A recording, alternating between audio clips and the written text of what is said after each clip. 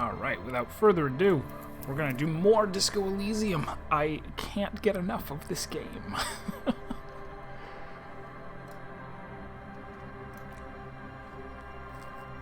We have so many things to do. I still haven't gone over to the east side of the world to, like, talk to the Union people. But before that, I need to explore this bookstore for ghosts. That's what we gotta do. I'm also... I'm definitely... Which one was it? Which one was the one that said it was really important? Yeah, this one. At some point, this stream, we will get to this. I will do this research. I think. I don't even know if it's... I assume that it's just a thing that you click and it, like... You have this long bunch of stuff to read and then it's done and it's 3.5 hours later. But I don't know. I also... Let me stop for a sec. Let me try and think. What do I...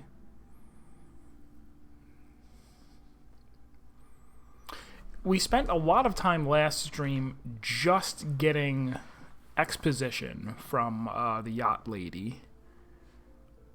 That took up a significant portion of the stream, and it was a little weird. Like, I don't know if it's good to deliver exposition in that way. If there's another way to do it, it definitely does help to have an exposition done. Like, we're in a world that's very different than, you know, 2020 America or whatever. You know, this is a very different world that we're in. It is kind of important that we understand it to some degree so that I can know that I'm making... Man, there are so many of these. I do want to know what they do. This game might be too long to stream it again. Now that I the more I look at it. But I will have to play it again. So the first thing we're doing is we're going behind the curtain finally.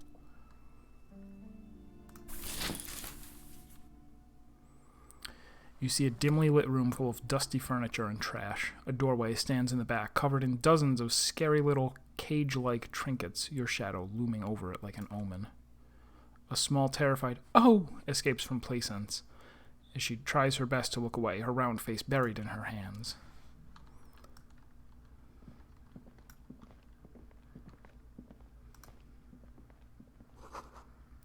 Ghostly silhouettes of hair dryers. So what we're doing in here is,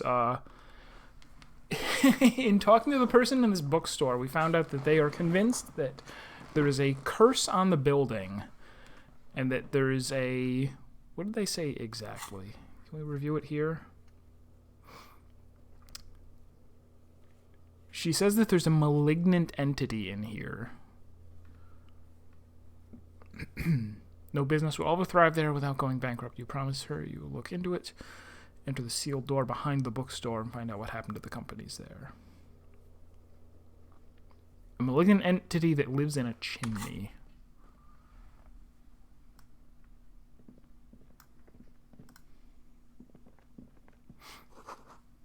Vaguely androgynous portrait of a man.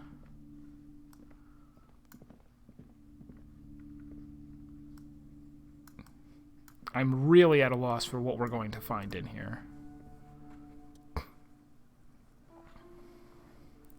Pain threshold? I'm not good at that. A heavy door with a missing handle stands before you, covered in dozens, if not hundreds, of little oddly shaped trinkets and charms. It appears to be locked. After exerting some force, you manage to turn the key. It's eerily silent. The door slides slightly open, letting a draft of cold air into the room. Oh, I'm going to go first. I'm not scared. I am scared, though.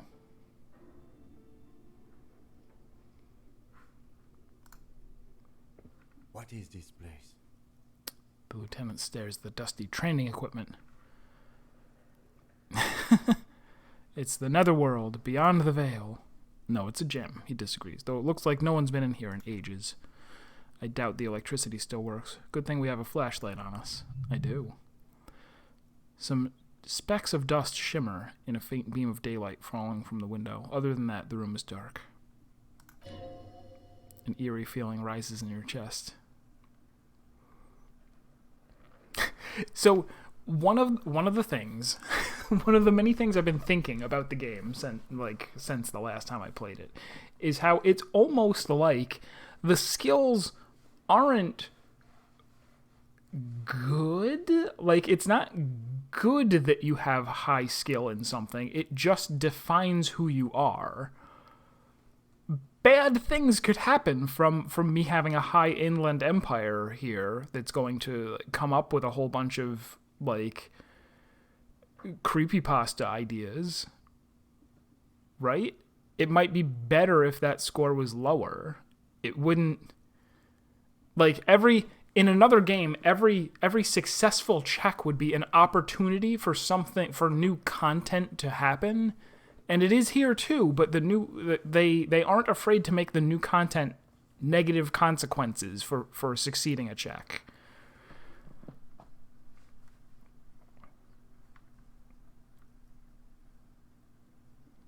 Am I going to be playing an actually suspicious of the supernatural guy?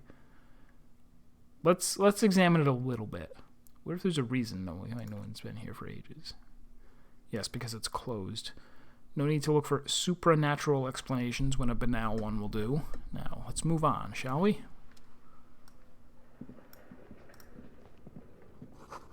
Sand is dripping from a punching bag.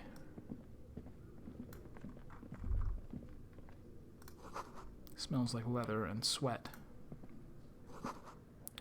Poster says, Sidious Fortis. The rest is worn off. Worn out wall bars. They look unsafe. A barbell lies on the floor. The color has worn off its weight plates. It's 60 kilograms. Your triceps hum at the sight of these weights. Show the world what kind of beast it's dealing with. Lift them. There are no collars on the barbell. This is a safety hazard. Why does it feel so familiar? It's a trap. Noticed collars. But no, I am weak. I am not a weightlifter. I'll ask. No, it's not that. It's the stale smell of rubber, the squeaky sound of sneakers, your bruised knee against the mat, and a whistle. Then the feeling is gone. Did I used to be a wrestler in high school? It's just a memory. It's a trap. You're right. The weights may fall off. Better not touch it then. What kind of bastard would just remove the collars? It should be a felony. I don't care about safety hazards. No one does until they get smashed under the barbell.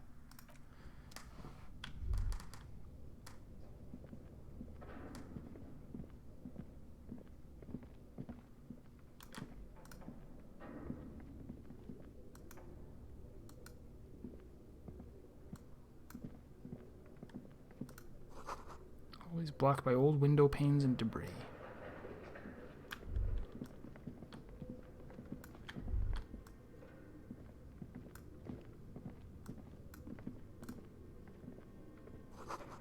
Large demijohn?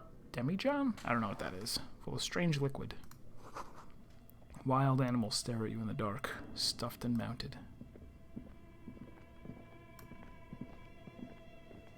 Mannequins, creepy. Just in time for Halloween. Airship rotors covered in spider webs. They remind you of blades.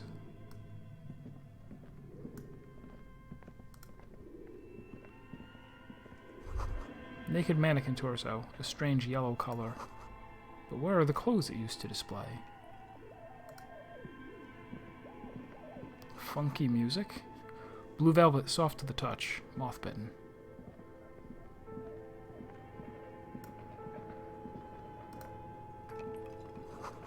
Steel rotor blades bearing a Slipstream logo. Skis with Slipstream printed on the laminated top layer. Looks like someone tried to reconceptualize their business here. I don't get it. Look, the skis and rollerblades both bear the same Slipstream logo. It seems likely that they started out making one, failed to turn a profit, then pivoted to producing the other. Which do they start with, and which do they pivot to? A good question. Yet they still failed. How sad. Reality is ruthless. Oh, there were things in the other rooms.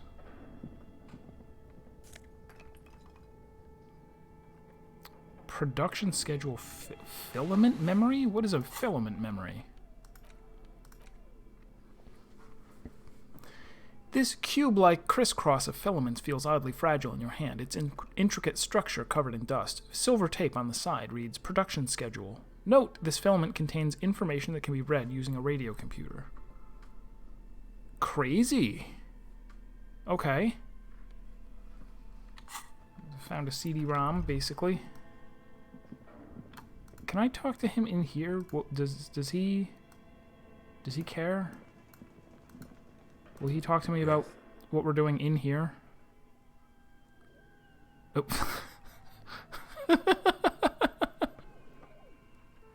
I didn't even I think after we do a little bit more on the murder, he'll be more willing to... You seem to be following me. No. Okay, so he doesn't... It looks like it's not context sensitive unless it pops up with a dialogue thing there. Money? Good. That's why they went under. They left their money in the drawers instead of investing it.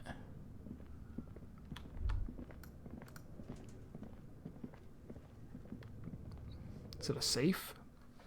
This appears to be some kind of machine with a cube-shaped heart and wired framework.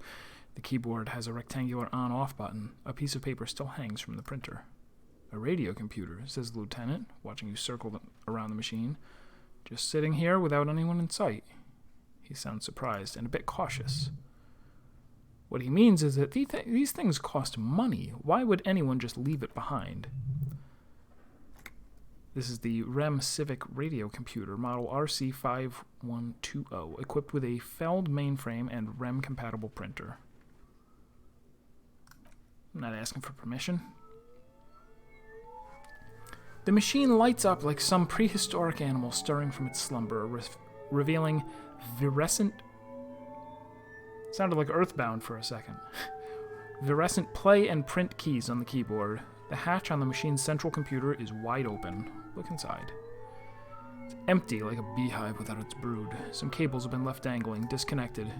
The filament you have would fit perfectly inside the compartment. Good. Like a smooth drawer. Ooh, nice. A skill point? I'll spend it right away. Like a smooth drawer, the filament slides into place. On the keyboard, the play key starts blinking. So I get this is this is where like more every time I come to this screen, I'm more torn about what I want to put points in because they're not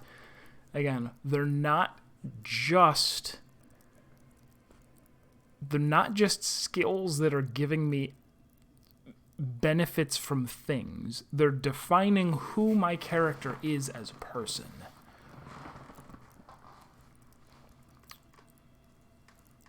I'll probably put this in conceptualization still, but I think perception is also pretty good. Like, I like the idea of there being high perception rolls that I will be able to make. And the idea that my, you know, that's a good thing when you go, oh, here's something that most people would have missed, but you caught. But I think also conceptualization just gives you some very, very interesting creative ideas. So we're going with that. I'll probably put the next point in perception. Plus, press play. A bar of fabric right above the keyboard starts producing a soft hum. The sound of static seeps through the machine's planar magnetic drive. Have you stirred the ghost of the doomed commercial area from its rest? Could this be its dismembered heart beginning to flutter? The static gets louder, slowly filling up the abandoned hall, until a voice speaks out, crackling and old, cutting into the air. Good afternoon. Fortress accident en Rue de Saint Ghislain. This is East Insulindian Repeater Station 1. Please repeat. Is this the production schedule? Wait, what? I am confused about...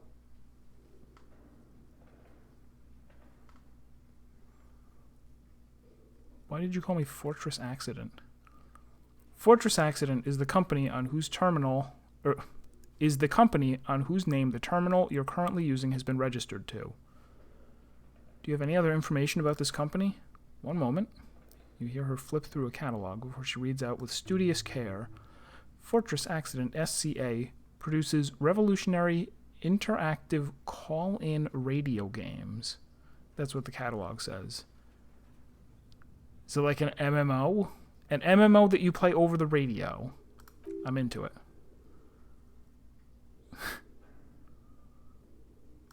So conceptual. And what's that? This interactive call-in radio game. Static drowns her response.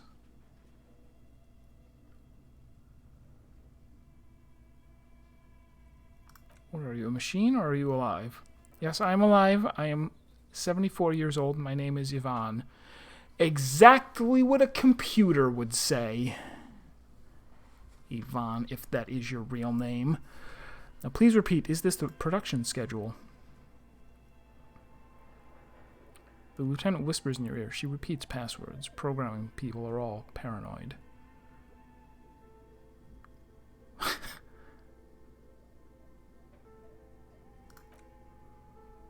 I work as a repeater at the East Insulindian Repeater Station. It's my job to know where you are, Fortress Accident. As for me, well, I'm static. I am sitting in my cubicle, surrounded by a wall of radios. Doesn't it get lonely? Good job. Empathy. Lonely? For the first time you hear her chuckle through the rustle of static. Why would it get lonely? I get to talk to people all day. That's why she does this. Please tell me the reason for your call. What's the production schedule? The filament you've inserted into the reader. Right. Have you inserted it into the core? Yes. Good. Please repeat the password. This is the police.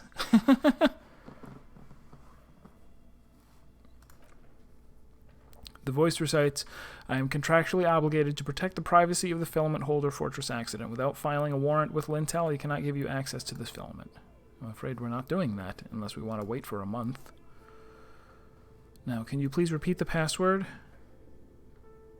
The voice in the machine asks again. She sounds cold in the damp air. Can you give me a hint? No. I don't know the password. Received. I will register this login attempt. Don't worry. Passwords have a way of turning up sooner or later. That's not illogical. That's all for now. Thank you and goodbye. Print. Nothing happens. Alright. Let's find that password. Scribbled across a notebook. Developers of the most advanced RPG in the universe. Frequency fireplace. What? This old fireplace is covered in lines drawn in blue and red marker, the mesh spreading over the stone like blood vessels on alabaster skin. It looks ghostly and strangely ancient. The whole thing resembles Kedron mosaic tiles, very pesantic. Hold on, how do I know what Kedron mosaic tiles are supposed to look like? History class. Students with their textbook open, studying the roots of our civilization. Those aquarelle blue tiles look beautiful in the sun. What am I looking at? Radio frequencies, it seems. UKV 1236, UKV 1237, UKV 1239. Some written notes, too, sparse and cryptic. Radio frequencies for what? Unclear. It looks like a cardiovascular system split into veins and capillaries. Very advanced. Of course. The anatomy of the curse. Not medical. Elaborate piece of art? You think so? The web is comprised of radio stations. All lead back to one heart titled Game Master Frequency. A note says this one can listen in on any station it wants. They must have had massive airwidth. These things don't come cheap.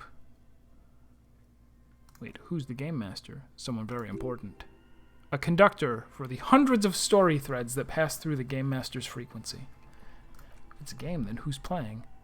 Whoever decides to call into a call-in station, it looks like.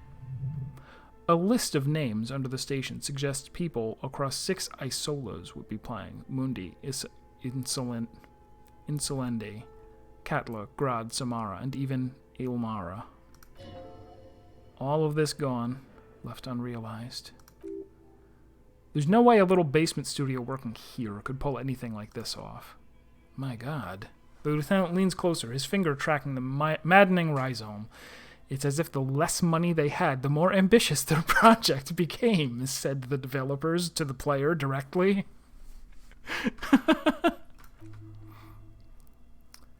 Cost of airwidth alone must have been huge. Exactly. He nods at the calendar on the chalkboard, wiping his marker-stained fingers clean against his jacket. This schedule. I know doom when I see it. The company was running out of funding. What else? Nothing. It's just lines on marble. An echo from times long ago. No one has used the fireplace in ages.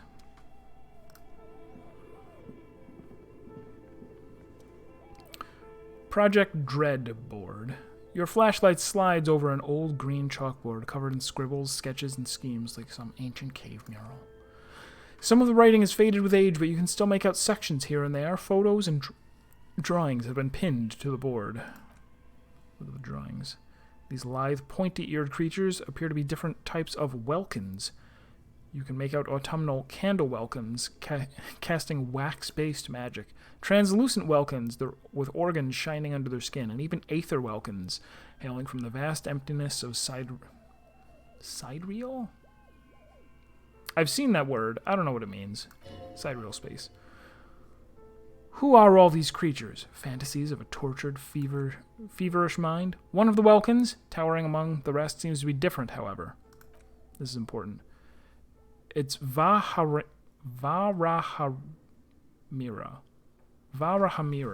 a high welkin, his face white and scarred like cracked marble. This is clearly a welkin supremacist.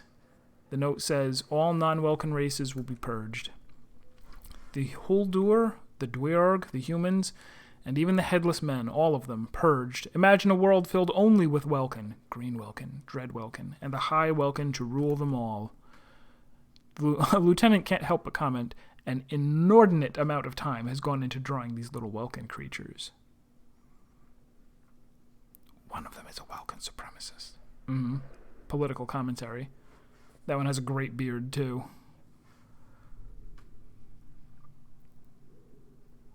Why would anyone spend so much time on this? Some people really like building a world, I think, even if it's just for a game. Who are these creatures? Who drew them? It's like concept art for a project. It's not really real. Just look at those details. So much effort. And all for what? All gone. The photo collage depicts barren, icy landscapes wrapped in perpetual night. You see permafrost and glacial landforms, dead trees groaning under the snow. Entire oceans have been frozen from shore to shore. There are pictures of settlements on dried-up riverbeds abandoned in a storm, animal corpses in the dark, carcasses and bones. You see primitive oil rigs built into glaciers by boreal dweorg, yurts under the snow, great mammoth-like beasts of burden. A pinned postcard reads, the heat-death scenario, a desperate fight for geothermal energy engulfs the world as Wirral becomes untethered from its sun, drifting through the universe. Inspect the schedule. This is a monthly calendar from the year 50. Cryptic words like sprint, daily mini-meme, and GPI span the marker-drawn grid, the grand scheme of production and money. I wonder for a moment if this is actually a real project that this team or someone on this team worked on either briefly or extensively and put it in this game as an homage.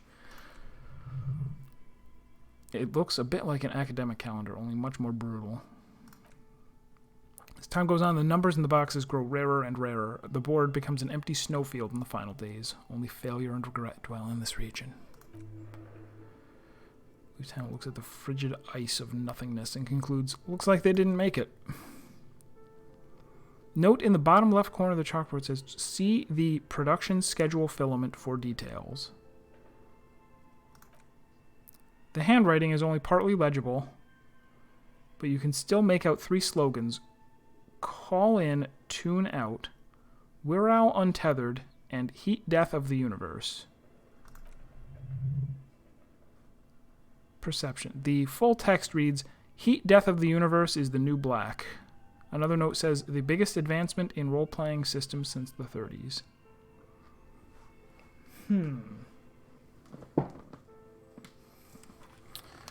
We're All Untethered. Could that be the password?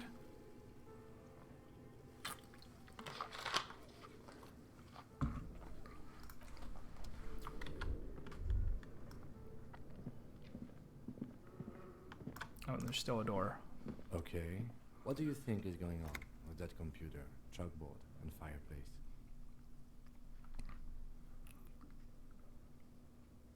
Undercover counterintelligence program? It's just failed business. What the hell were they making? That is the question. He takes a step back, steepling his hands, like he's ready to lay out a fine theory, crafted together like a puzzle box. It looks like one of those popular pen and paper role-playing games, only these people were trying to automate it, make it work on radio computers. Utter madness, he thinks, as a compliment. Has anyone ever done this before? Not to my knowledge. They make automated games in Grad, Messina, Königstein, places with industry. But I don't think anyone has attempted to create an inter-isolary game before. We just don't have the technology. This was a role-playing game? Indeed. Those Welkins are a dead giveaway. He points to the chalkboard. Role-playing people love that stuff. The world looks like a modified version of the Wirral board game, with heat death thrown in. Super cool. Someone should give them millions of real immediately. This game is too good to be left unfinished. How are they planning to do that? Through call-in stations. He nods at the fireplace. None of the players have to be physically present. Anyone in the world can participate as long as they have a two-way radio. Then there's the Game Master frequency that listens in on the smaller call-in stations.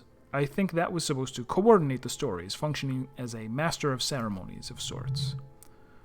Coordinating so many games would take a whole switchboard of people, possibly divided into sub-frequencies. What do you think happened to the company? No idea. They stopped filling the schedule on the chalkboard. Wow. Indeed, it's ambitious and untethered from reality, but they were insane. It was a way to cheat money. The curse got them. The world is cold and lonely. This would keep it company. Let's finish it. Do we have any money? Let's give them more money so they can finish it and make it even bigger. No, we'll tell them we'll finish it. Too late for that, I'm afraid, he says, looking across the derelict room. The pipes howl and a rat crosses the floor. Let's keep moving.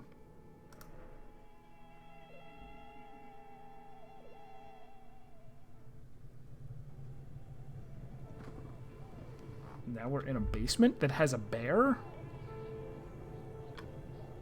Is this going to be a different company? It might.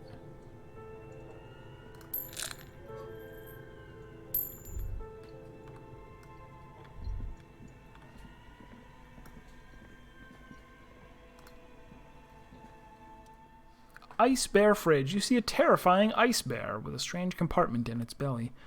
The door is covered in frost, and the bear's eyes are glowing red. The bear looks oddly realistic. Is it taxidermy? What is this thing? It looks like a giant ice bear. The lieutenant doesn't answer. His eyes are glued to the animal. A sharp slice of light shines out from its mysterious belly door. A gust of freezing cold air rushes to greet you.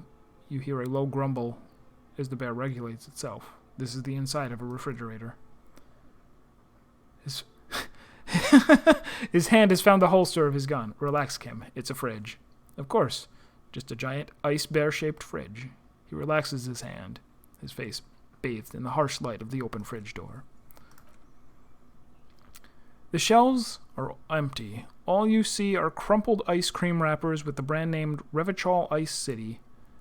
A handwritten note has been attached to the door. The fridge is huge. Handwritten note.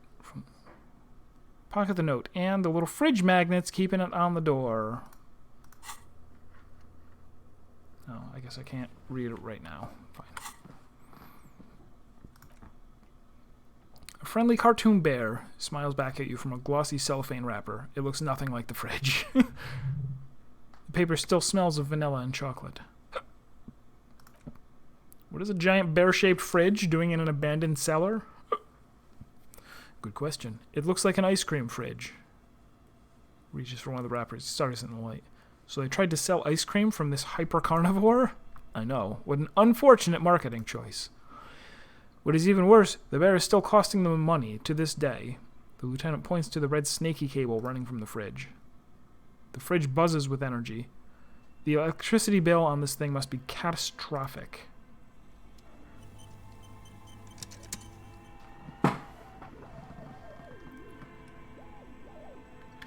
I kind of want to go up and see if I know the password now, but because I don't think we're going to find anything else about it down here. The wall collapsed. It's inaccessible now. Plus, am I ever going to actually get back to the murder? I'm going to be... I'm missing... It's 7 o'clock. I'm supposed to go meet the guys inside of the thing. A layer of coal dust covers the furnace, coloring it pitch black. Looks like this furnace has a face, and it's the face of agony. What is this thing? A furnace? Looks like it. Looks like an old central furnace used to heat the building. It's connected to the chimney. Opens the door. Nobody has used it in ages. No signs of any recent fire. Only dead rats. It's dark and grimy here. In the darkness, you can hear chatter. It's coming from above. A voice, or several voices, talking to each other near the smoke chamber upstairs. The echo is so prominent it's impossible to discern what the voices are saying, or what's producing them. What are you doing? The lieutenant asks when he sees you climb halfway inside the furnace. I hear the murderer of the hanged man talking. No. I can hear someone talking upstairs.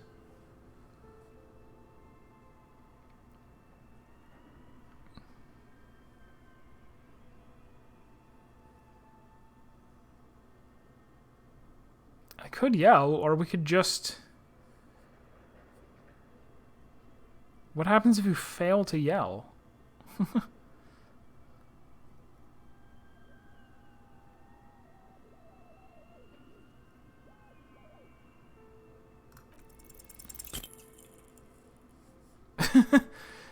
You muster all your strength and yell. I missed by 1. Your throat can produce little more than a dry croak. Awkward, since you already had a drink. The chatter from the chimney continue on as before. You seem to have made no impression on whatever's up there. Then again, maybe it's worth actually trying something up there. Maybe you should let your voice rest, officer. Try again later.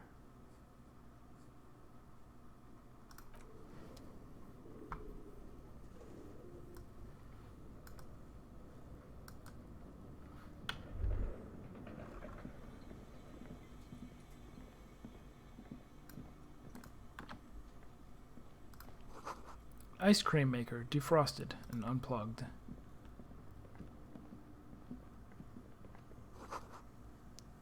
The flashlight casts a strange shadow. There is a hidden doorway here.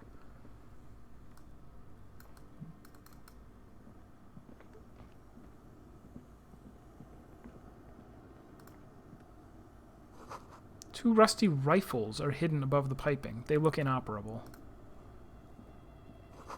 Someone has stuck busted guns beneath the ceiling.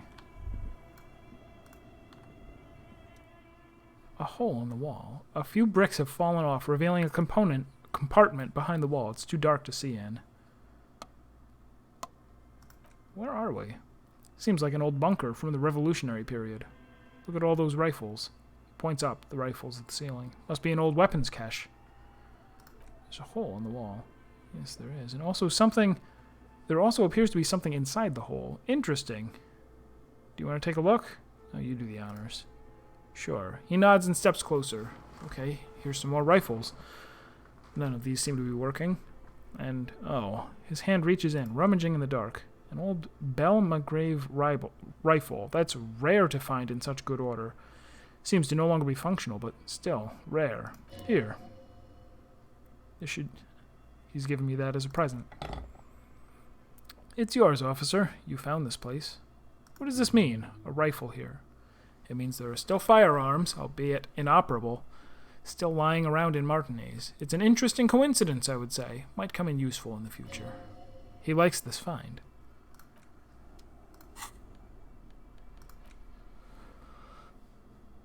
A 4-shot bolt-action military rifle with a wooden frame. It does not sell for very much, unfortunately. Handwritten note. Let's look at it. From the Ice Bear fridge. The note is written with a blue pencil on a piece of lined office paper. The kitchen magnets have left spots on its surface. Does it say anything interesting? He leans over to read the crumpled note over your shoulder. This is tangential at best, but the lieutenant's detective instinct is still active. Someone has scribbled, S. I can't believe the off-site copy is still here. The illiterate ginger kid keeps stealing stuff from the studio, so I had to hide it somewhere safe. The off-site copy. You'll find the filament memory with the off-site copy in the frozen ice cream maker. Please take it home ASAP. It's important. I'd do it myself if I lived in a civilized place with a freezer. Take care, Sulishaw. Who's the illiterate ginger kid? Really? You don't have a single guess? You mean Kuno? I'm sure that child would love to get his hands on a filament memory, even if he doesn't know what to do with it. He'd probably try to pawn it for speed, based on our encounter. I wonder who wrote that note. Looks like it's someone from that radio game company upstairs. I'm a little surprised they just left their property lying around. Maybe it's because they had to leave in a hurry. Frozen ice cream maker. I think we did see... We saw that, right?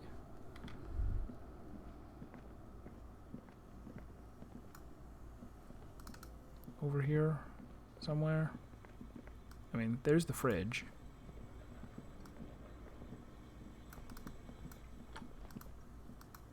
Was it one of these? No, I made that up. I made that up.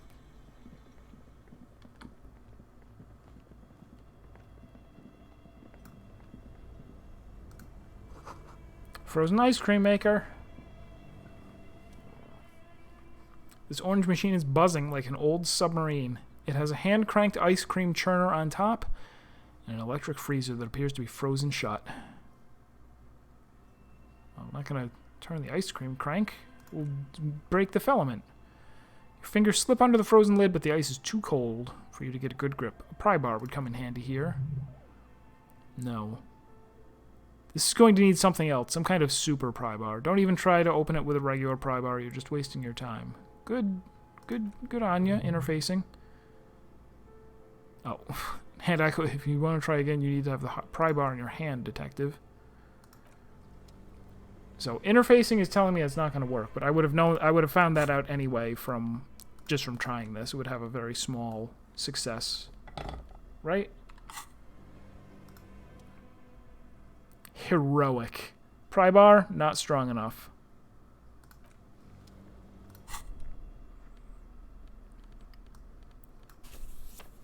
That is strange that it gives you... I mean, you could, with a good roll, you could manage it.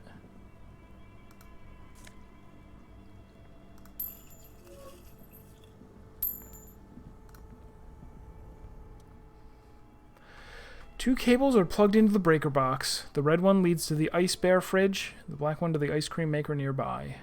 I won't unplug either of them just yet. Intercom wires.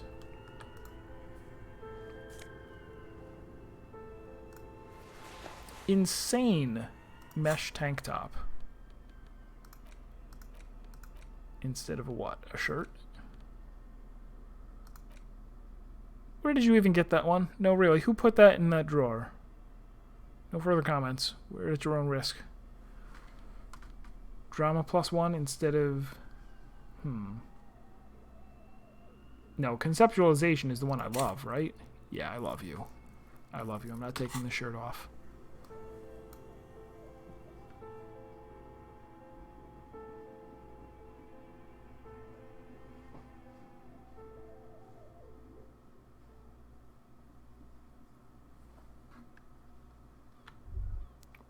We're here? So we are. Alright, so I'll go and, like, since it just so happens that I wanted to come back here around this time, let's, actually,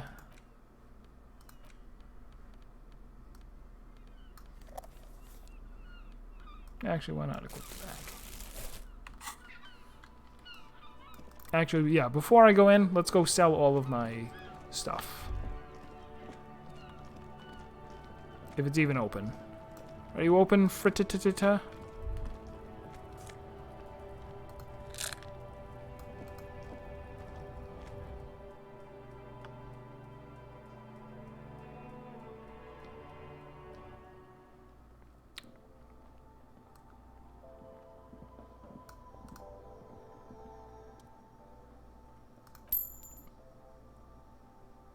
I wanted more money than that. Oh well.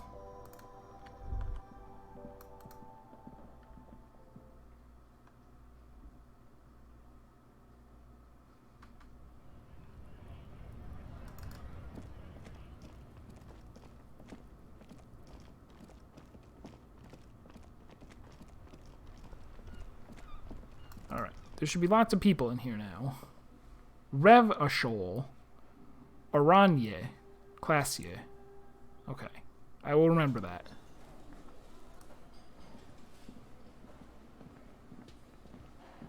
It was a real happening place at night. I can go in the kitchen and everything. Can I help you? Is there anything here? No.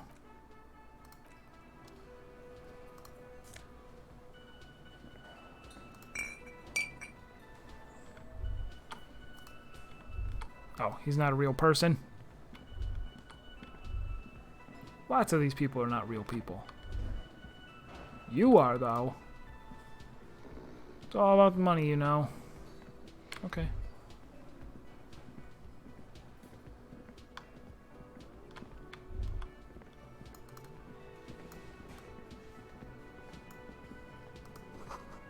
The dishes are drying. They smell of chemicals and pine trees.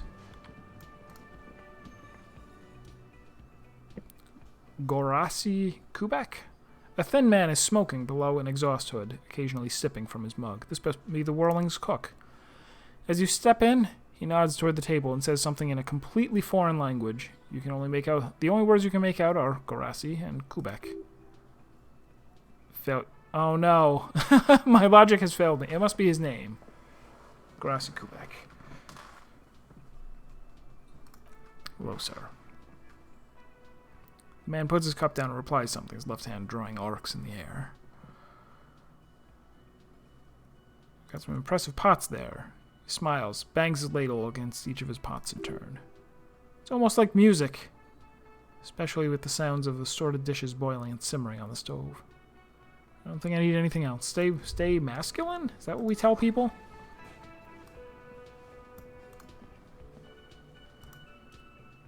You see a heavy steel door with a prominent dimple lock. It's painted blue. You immediately feel drawn to the color. Blue is for mystery. I wonder where this door leads. You do? It's a door in the back of the kitchen. Why do you care where it leads? The winch outside in the backyard, remember? No? Your fingers do. Good job interfacing. I'm so proud of all of my skills that roll well.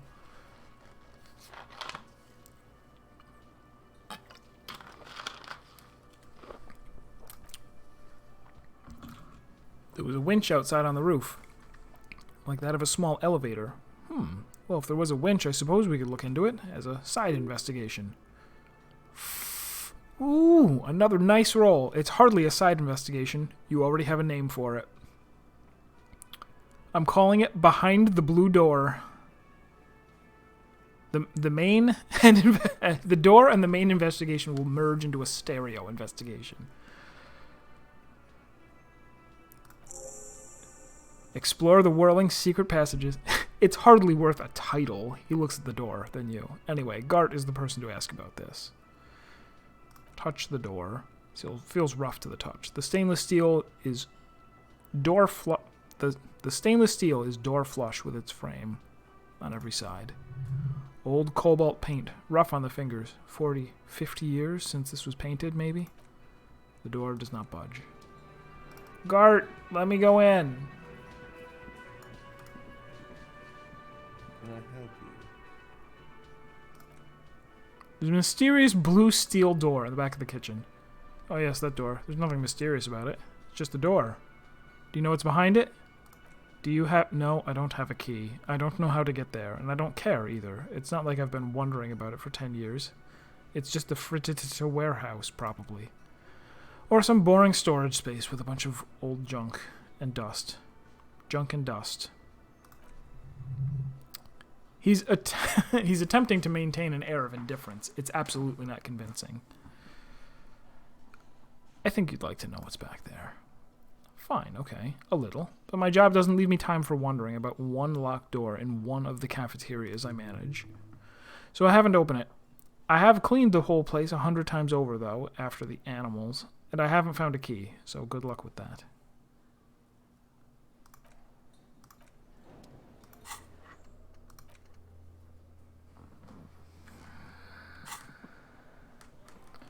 Maybe it's a metaphorical door.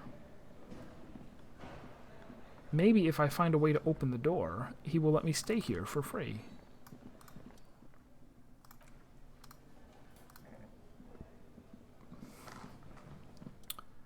Do you know what's behind that door? He looks up at you and looks away quickly, shrugging and muttering something to himself. Shrugging is an international sign for, no, I don't know what's behind the door.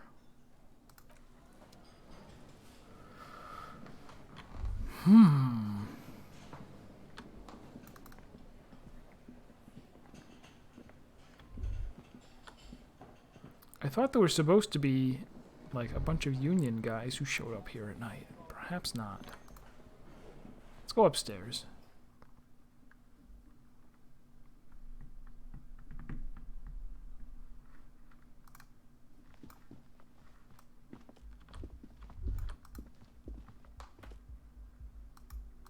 Not a real door.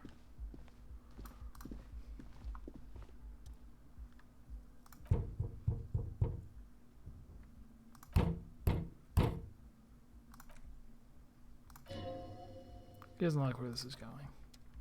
Oh well.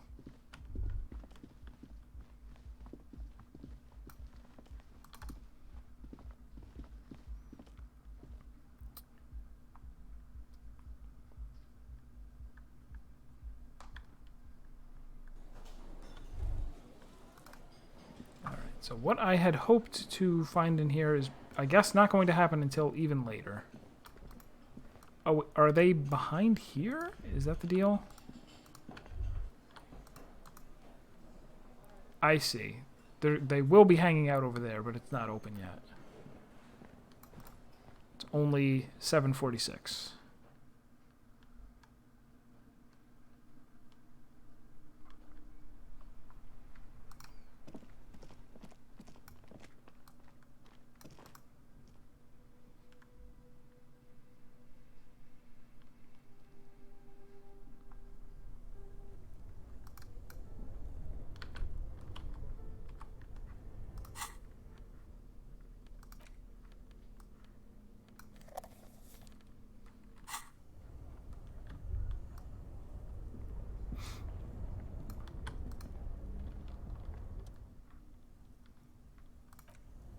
Oops. I meant to say unplug the black cable. Something close to you dies with a soft electric purr. It's black. It's not like it's the red one.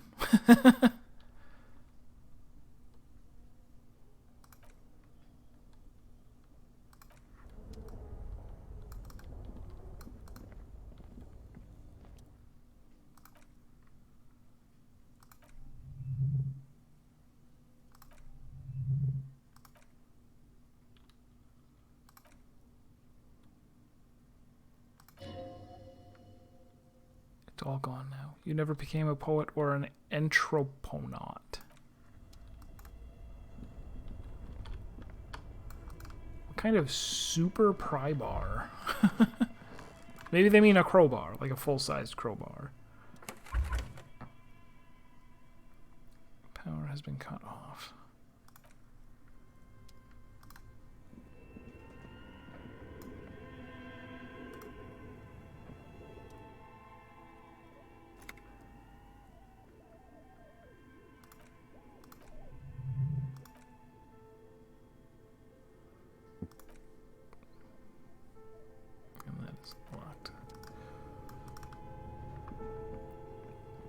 Go up and see if I can try another, or if I can try a password.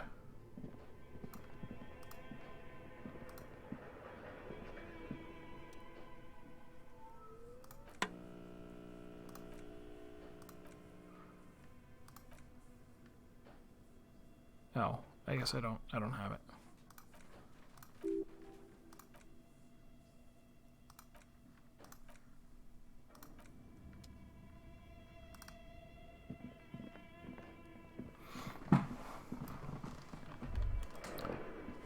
Really nothing else like down here, back here. Nobody just wrote the password down somewhere, left it for me to find. How inconsiderate of them.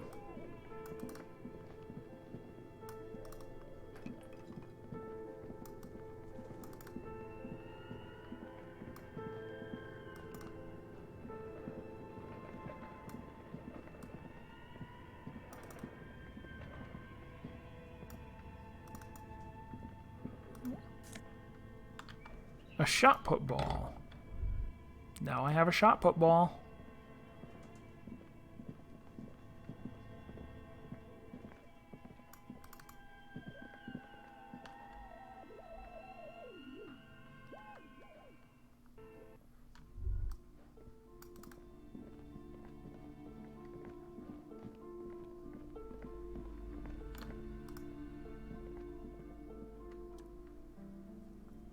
I do want to buy this. The man from... This was the one, right? The one that I was like, I definitely want to buy this. It is a bestseller for a reason.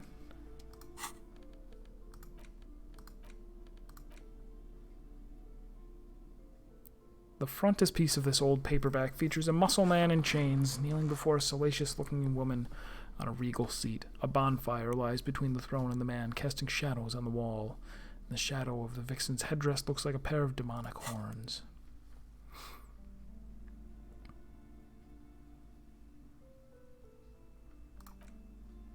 The jacket proclaims, "Man from Helmdall returns in his most exciting adventure yet. After crashing into a strange... Did I already read this? I might have. No, perhaps not.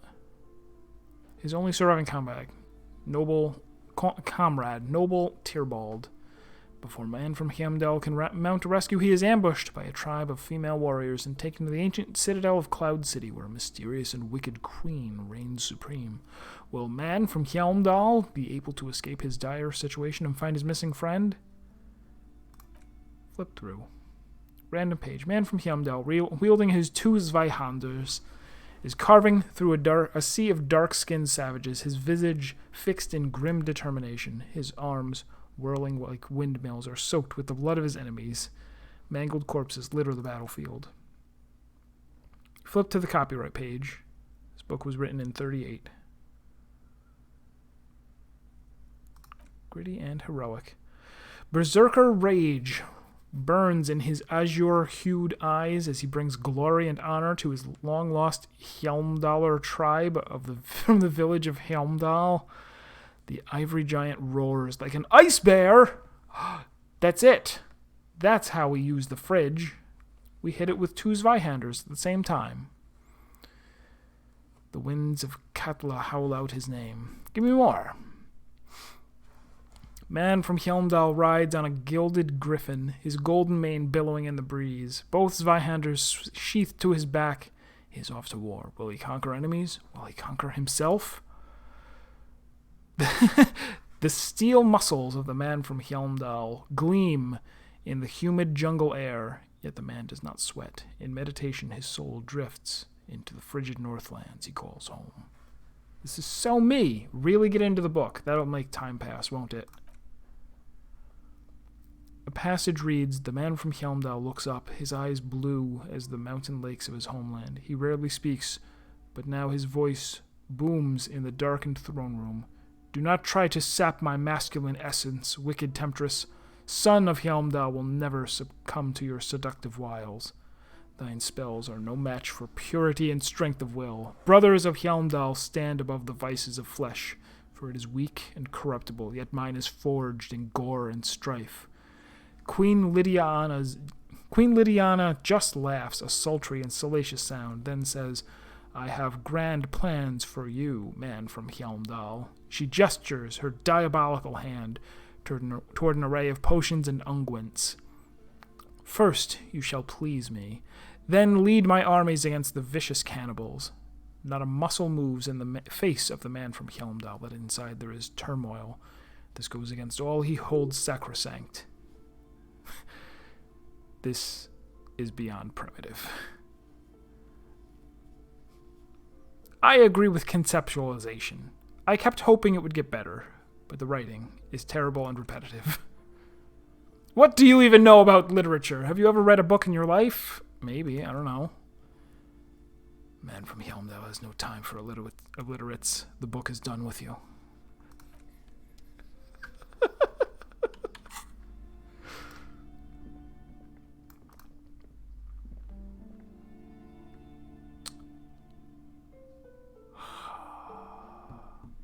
Need to do something behind his back?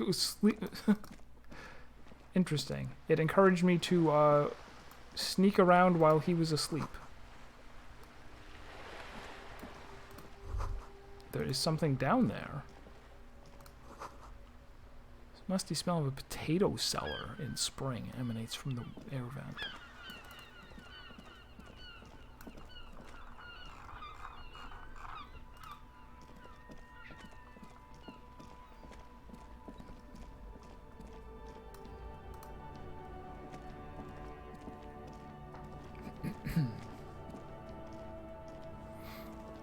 That's a horse. The head is not attached.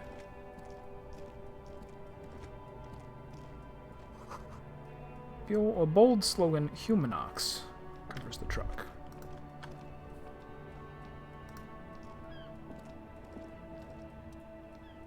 An old monument stands in the middle of the traffic island, pointing toward the sea. It looks as if it's been reassembled piece by piece, secured and mounted in the air with the aid of numerous ropes and rods. Who is this? A silver plaque on the statue's pedestal reads, I am Felipe III, the Squanderer, the greatest of the Philippian kings of Revachol, son of Philippe II, the opulent, father of Felipe IV, insane. As you look up, you notice something odd about the statue. You notice something about the statue. There's some odd indentations on the king's chest piece. Reality gotten low down. Cool. What indentations? What do I see? Some of the great kinetic energy seems to have impacted the cuirass around where the heart is. A bullet? Someone shot him in the heart. Lieutenant, has someone shot the king? Okay. I can't see it, but I'll take your word for it. Martinez is riddled with bullet holes. This place saw a lot of action during the revolution, but the statue is recently renovated, so maybe a joke, target practice, or a political statement. Maybe it's connected to the murder. No. It's a king, and he's shot. Why not? This shows us his guns aren't too uncommon here, and people still shoot them, sometimes at kings.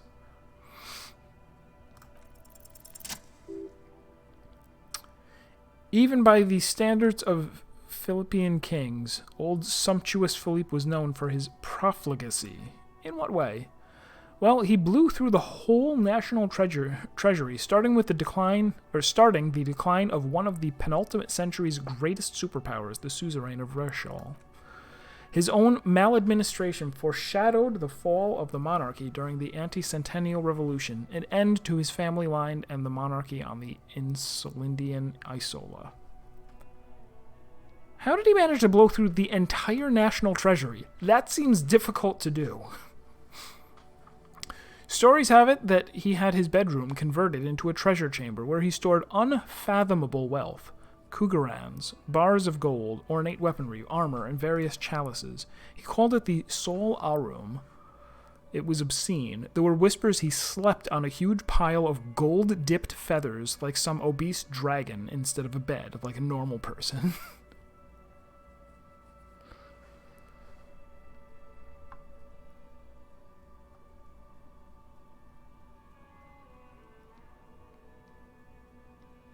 There's no way that's true. But wait, you haven't even heard about his fabled cocaine addiction. The what now? You see, old Philippe wasn't just good at squandering the national treasury on gold and ceremonial weaponry. He was also a prodigious snorter of nose candy. A bloated druggie? That's what the revolutionaries said 150 years later, right before they emptied out the royal mausoleum and dumped His Majesty's mortal remains on the Insulindian Bay. His Majesty said it helped him connect with the higher realms. Why do I need to ask my encyclopedia what nose candy is? Okay, just in case I really didn't know. Where is he buried now? Beneath the cold waters of the Insulindian Bay, thrown there by the revolutionaries after they cleaned out the royal mausoleum. What happened to the statue? The original was blown apart by communards, then further damaged during the landing of the coalition's airships during the turn-of-the-century revolution, when Martin East was leveled. Who restored the monument?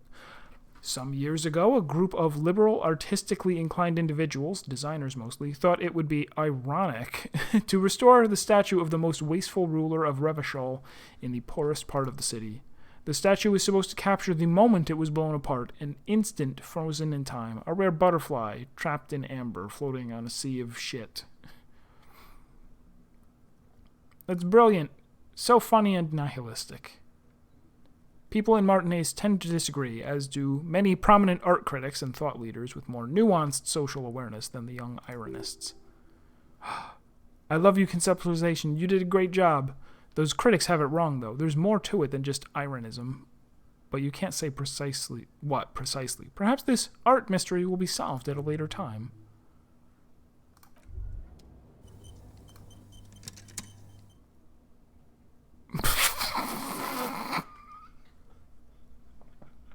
Savoir-faire, what are you doing? What is this? What is this? What am I going to get myself into if I don't discard you? You work hard. I do? Oh, yes. You hustle. You're a provider. It's tough out there, but you keep it real and provide. What hard work do I do exactly? Look at yourself. You're a human pedometer. You must have walked 200,000 steps down cracked asphalt, mosaic, sand, and linoleum after you reemerged. Did I? Have you been counting? This is the sign of a hustler who never gives up. The world is harsh and people are evil. You didn't make it that way, and you won't let it break you. You ride. I ride a little. A little? You make money. You got gills, baby. You got those black papers with the faces of innocences on them. You bring in the Franco Negros and the Solas. It ain't easy, but you do it. Day in and day out. You didn't make the rules, but you won't lose. You're a cop and a sprinter and a money printer.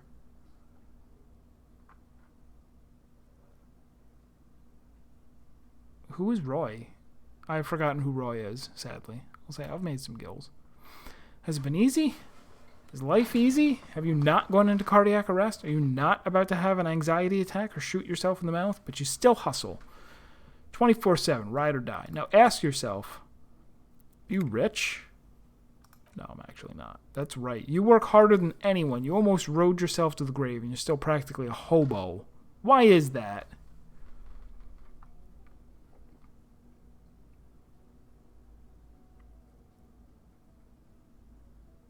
I don't know. Why am I so poor? Because of the taxes. G-Man's got his jam-covered sticky fingers in your pocket, stealing from you every time you buy, sell, walk, talk, fart, so much as sneeze. Really? Every time I sneeze? Every time you wipe your ass?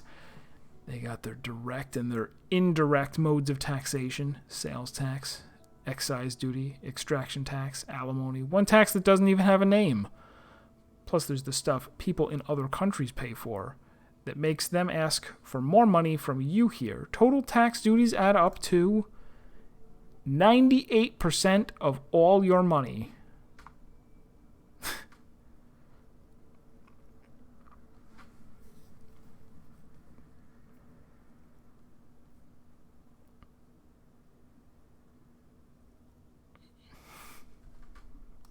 Seems like a pretty big number. What are you not sure about? They're milking your nipples till they bleed. Can't you see? Aren't you sick and tired of having bloody nipples? What is it trying to get me to do, though? What am I opting into?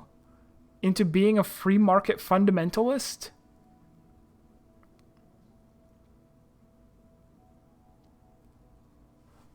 I'll opt in, but only a little. A thought was gained. It's all about the tax issue, hustler. No other problem in the world is as pressing as top marginal tax rates. Don't you fucking forget it.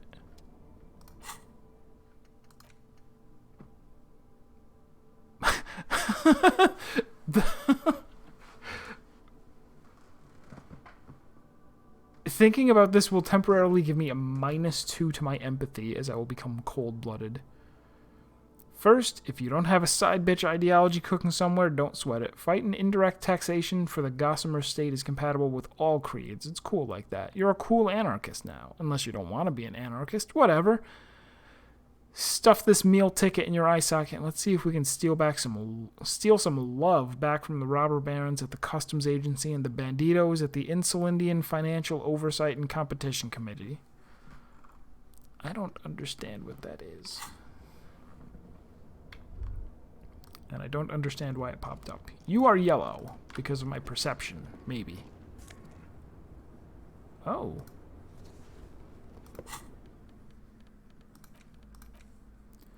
Tank top, gym vest, reeking of sweat. This sleeveless shirt is your best choice if you're not afraid to show off your masculine upper body and that hairy chest. I don't really want that.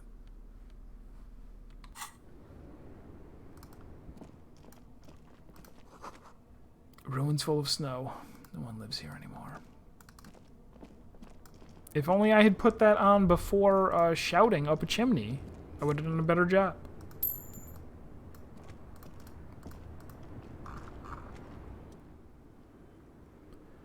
Pale driver. The small, wrinkled woman does not greet you. She nods along to something on her radio. A photograph is clutched in her hands, and there is a warm smile on her face. Can't help but notice nobody... There seems to be a few people in chat, but is my chat broken? Are people talking and I haven't been able to see them? Is that a possibility? Unknown. No way to find out.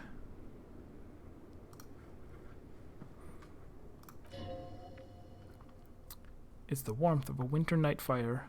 Maybe she could give you comfort and shelter.